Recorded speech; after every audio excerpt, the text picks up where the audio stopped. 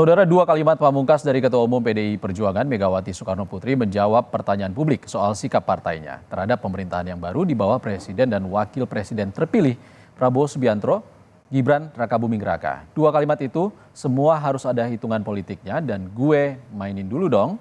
Lalu apa makna dari dua kalimat pamungkas Megawati di penutupan Rakernas kelima PDI Perjuangan akhir pekan lalu? Kami akan bahas bersama dosen ilmu politik FISIP UI yang juga Direktur Algoritma Research and Consulting Aditya Perdana. Selamat sore Mas Adit. Mas Adit, jadi Sorry. makna dua kalimat itu apa Mas kalau yang Anda baca? Apakah ini cywar dari Bu Mega?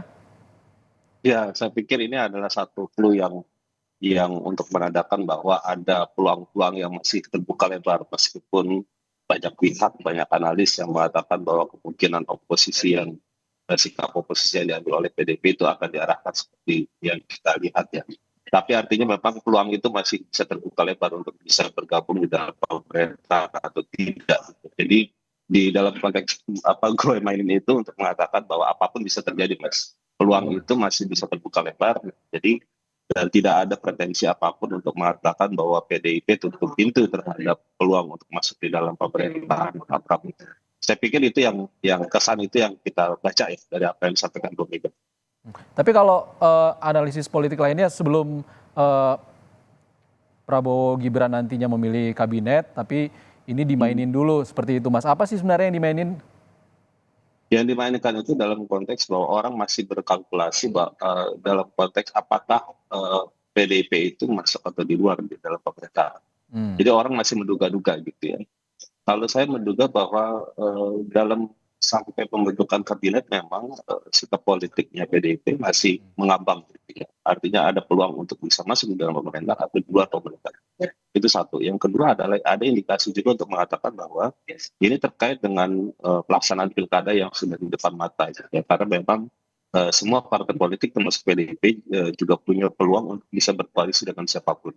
Tidak ada satu tendensi untuk mengatakan koalisinya di tingkat nasional itu harus sama dengan apa yang terjadi di daerah gitu ya. Sehingga kemudian kalau mereka sudah sangat kaku gitu, misalkan di dalam konteks mereka tidak berkeinginan untuk berkoalisi dengan partai pemerintah misalkan, maka itu akan membatasi koalisi-koalisi yang terjadi di daerah Mas, di pilkada. Jadi rasa-rasanya memang interpretasinya lebih ke arah tujuan yang pragmatis ya. Pragmatis untuk kepentingan dan strategi kemenangan PDIP di dalam konteks pilkada ataupun juga memang di luar itu ya terkait dengan masa depan pemerintahan selama 5 tahun ke depan itu arahnya seperti apa itu yang mereka ingin tuliskan sehingga kemudian frase yang dimainkan itu memang konteksnya untuk semua publik masih bertanya-tanya tapi strategi-strategi yang secara spesifik dan khusus itu adalah memang menjadi rahasia gitu ya di kalangan internal PDIP semua gitu kira-kira. Mas Adit, mungkin nggak apa yang ditunjukkan Megawati ini adalah kode kalau PDIP ini masih berkuasa loh di parlemen gitu, jangan macam-macam. Iya, dalam konteks di parlemen hari ini faktanya memang demikian. PDIP memang punya kursi yang banyak dan nanti di pemilu 2024 juga demikian. Tetapi kan fakta politik yang kita lihat antara hasil pemilu 2019 dan 2024 dan juga korelasi dengan pemerintahan Pak Prabowo itu tidak sebangun. Ya, kita akan bisa mengatakan bahwa PDIP bukan menjadi bagian dari koalisi calonannya Pak Prabowo. Akan berbeda dengan konteks pada masa sebelumnya gitu ya. Memang dari situ juga ada faktor Pak Jokowi.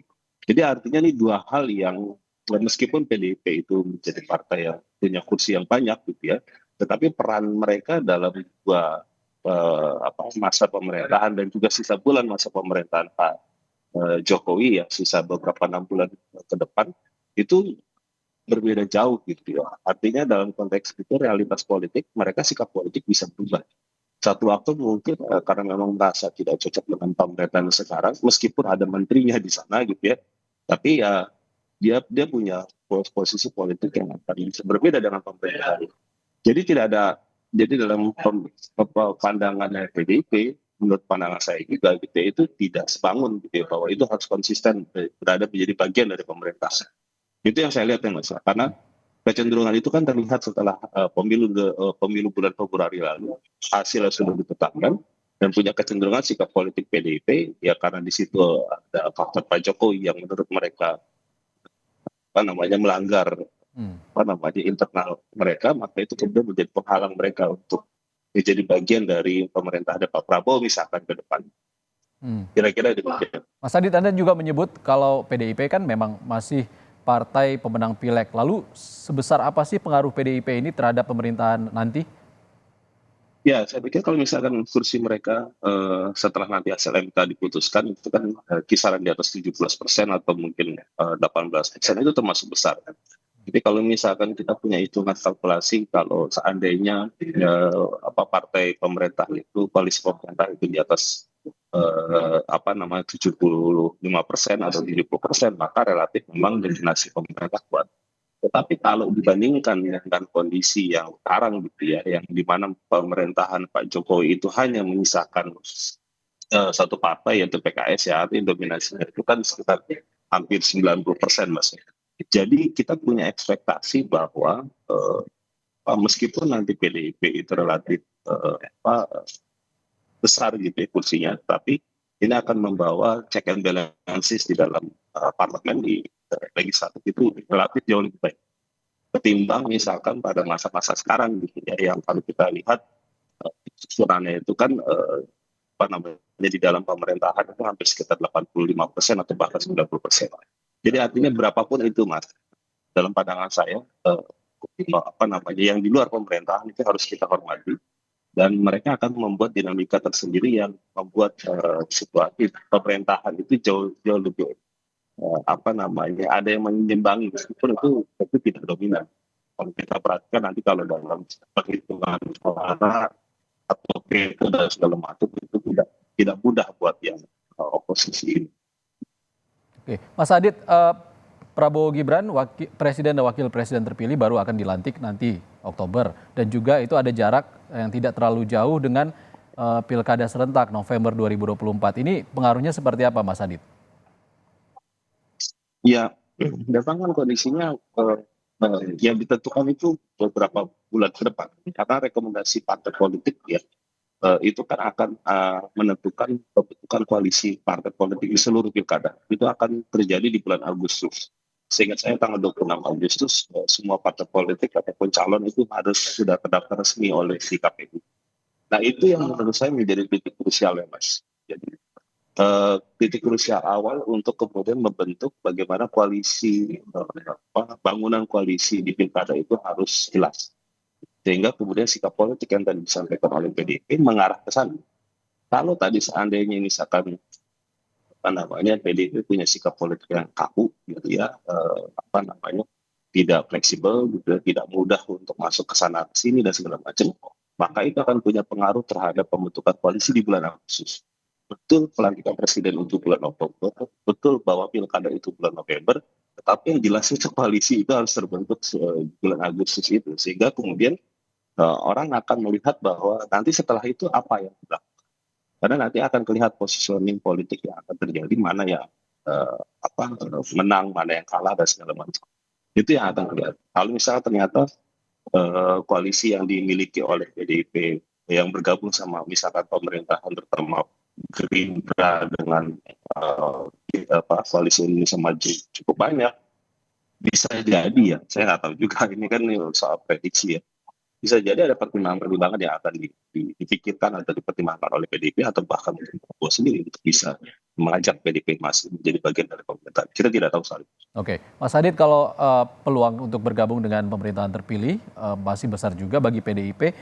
Ada juga publik yang membicarakan sosok Puan Maharani dari PDIP yang bisa jadi jembatan komunikasi dengan pemerintahan Prabowo Gibran nanti. Kalau Anda melihat sendiri bagaimana posisi Puan di sini? Iya Mbak, Puan itu sekarang memang merupakan salah satu tokoh sentral di PDIP ya. Jadi harus diakui bahwa dengan punya pengalaman yang cukup signifikan di pernah menjadi menteri dan sebagai ketua DPR dan juga komunikasi politik dengan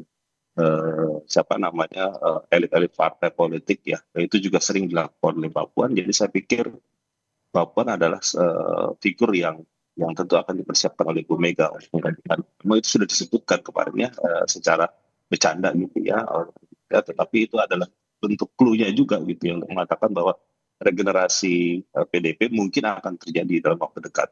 Kita nggak tahu itu apakah benar atau tidak. Satu. Yang kedua adalah dengan konteks kemampuan dan kapasitas kemampuan hari ini, mungkin saja kenyamanan para elit politik ya terhadap Mbak Puan dalam berkomunikasi dan segala macam itu juga menjadi faktor bisa jadi menguntungkan bagi PDIP kalau saat ini mereka punya sikap politik menjadi bagian dari pemerintahan Pak Prabowo. Jadi ada nilai plusnya juga di situ yang kemudian menambah modal gitu PDIP agar peluang menjadi bagian dari pemerintahan itu ada terbuka. Oke, Mas Adit, opsinya kan ada dua. Kalau tidak jadi bergabung dengan pemerintahan terpilih, nantinya PDIP akan berada di luar pemerintahan menjadi oposisi. Kira-kira PDIP akan survive nggak sih jika nantinya jadi pejuang tunggal di oposisi di parlemen? Ya, saya pikir PDIP tidak tunggal. Ada partai lain yang juga sebenarnya sudah punya posisi yang kita akan tunggu nanti, yaitu PKS. Jadi mungkin dugaan saya ada dua, PDIP dan PKS yang akan berada di luar pemerintahan. Nah, tetapi pertanyaannya kemudian adalah kita semua bertanya-tanya memang apakah kemudian yang di luar pemerintahan atau oposisi ini itu akan Anda melihatnya PDIP bisa bekerja sama dengan PKS, Mas Adit, kalau berada di luar pemerintahan? Saya pikir agendanya jelas. Kalau di luar pemerintahan, kalau mereka duduknya tidak bisa punya pandangan yang sama, pasti akan bisa duduk bareng gitu. Karena kepentingannya sama gitu. Tapi masalahnya gini Mas, masalahnya adalah apakah dua partai ini akan bertahan selama 5 tahun atau tidak untuk menjadi oposisi. Nah itu ya pertanyaan penting yang menurut saya juga perlu untuk kita lihat selama ke depan gitu ya. Entah tiba-tiba di tengah jalan atau dalam beberapa bulan ke depan gitu ada yang sudah gabung di dalam pemerintahan atau bergonta-ganti dan segala macam kita tidak tahu. Jadi saya menduga begitu. Jadi bukan hanya tunggal, mungkin ada temannya. Tapi teman yang satu ini kan kita belum lihat ya punya sikap resmi yang seperti apa terkait dengan itu. Kita tunggu saja Mas itu. Oke. Masih ada kemungkinan dalam beberapa bulan ke depan seperti apa sikap politik dari PDI Perjuangan kita akan nantikan bersama. Terima kasih Aditya Perdana, Direktur Algoritma Research and Consulting sudah berbagi pandangan bersama kami di Rumah Pemilu. Terima kasih Mas Adit. Terima kasih juga Pak.